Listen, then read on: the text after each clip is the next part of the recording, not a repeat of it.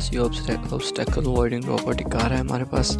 जिसको हमने कुछ सेंसर का यूज़ करके बनाया है, जिसमें माइक्रो कंट्रोलर हमने Arduino ID, Arduino Uno R3,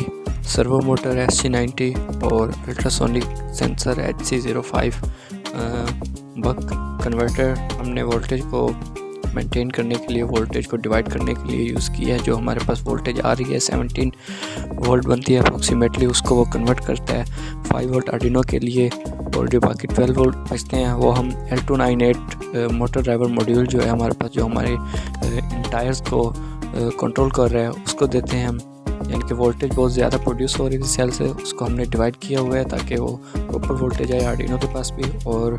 जो हमारे पास L298 मॉड्यूल है उसके पास भी। सो बेसिकली ये ऑब्स्टेकल अवॉइडिंग रोबोट हमारे पास करता क्या है, इसका काम है कि एक सेफ पाथ को ढूंढना और उसी के ऊपर जाना। Whenever an obstacle comes in front of it can look at its right then at its left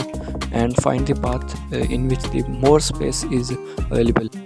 and at where more space is available it can move toward that space. Here you can see in its demo video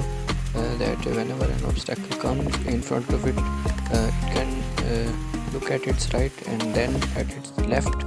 So it can be done by using the servo motor and ultrasonic sensor. We have fitted the ultrasonic sensor on the top of the servo motor, then the servo motor move at the 90 degree, so it can see at the left and then at the right and find the space and then move toward that space which was more available. So main purpose of its is कि ये जो भी obstacle आएगी इसके सामने ये उसको avoid करेगा।